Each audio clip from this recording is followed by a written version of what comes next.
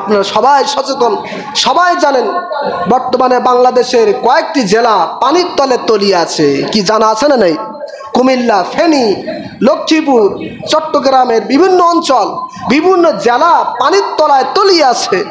তাদের দৃশ্য দেখলে আপনি অবাক হয়ে যাবেন। কোন কোন জায়গায় 22 মিটার পানি উপরে উঠে গেছে, আবার কোথাও কোথাও 2 তলা বিল্ডিং পর্যন্ত পানির নিচে তলিয়ে আছে।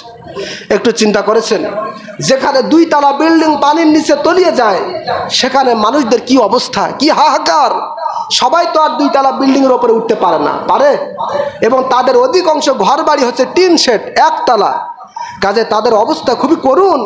চট্টগ্রামে একটা নিউজ আমরা জেনেছি যে বাচ্চাকে বাঁচাতে যেয়ে পিতা পানির সাথে ভেসে গেছে। বাচ্চাকে বাঁচাতে যেয়ে পিতা পানির সাথে ভেসে গেছে। এভাবে অসংখ্য নজির আমাদের সামনে আসতেছে। মানুষগুলো মরে মরে ভেসে উঠতেছে, কোথাও মাটি দেওয়ার মতো জায়গা খুঁজে পাওয়া যাচ্ছে না। মসজিদের মাইকে ঘোষণা হচ্ছে, ভাই আপনারা সবাইকে মাফ করে দেন, আর হয়তোবা দেখা নাও হতে পারে। আল্লাহু আকবার।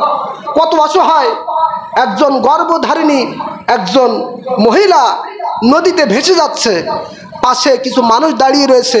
নদীর এত স্রোত, ডেকে ডেকে বলছে, ভাই আমাকে একটু বাঁচান, আমাকে একটু উপরে উঠান, আমার পেটের মধ্যে 9 মাসের বাচ্চা রয়েছে। আল্লাহু আকবার।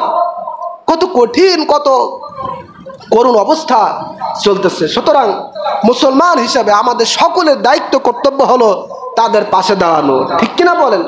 কি আমাদের সবার দায়িত্ব আছে না নেই? রাসূল করিম সাল্লাল্লাহু আলাইহি সাল্লাম বলেছেন, মান কানা ফি হাজাতি আখিহি কানা আল্লাহু ফি হাজাতিহি। নবীজি বলেছেন, যে ব্যক্তি তার কোনো ভাইয়ের, কোনো মুসলমান ভাইয়ের বিপদ দূর করবে, একটু সাহায্য করবে, আল্লাহ পাক তার বিপদও দূর করে দিবেন। সুবহানাল্লাহ। এভাবে করে বহু বর্ণনা রয়েছে। আল্লাহ পাক কিয়ামতের ময়দানে হাসরবাসীদের সামনে একদল মানুষদেরকে বলবেন, আমি দুনিয়াতে আমি অসুস্থ ছিলাম, তুমি আমাকে সেবা করো নাই।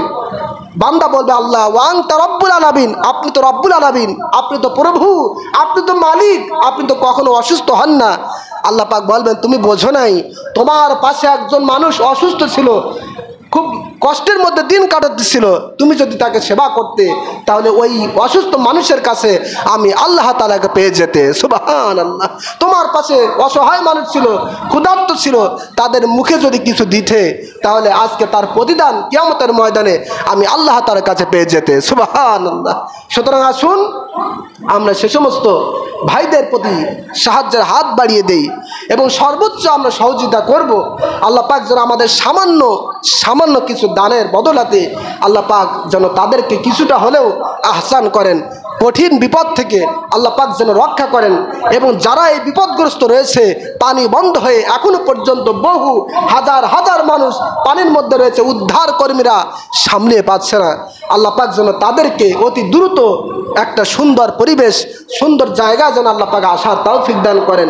বলেন আল্লাহুম্মা আমিন।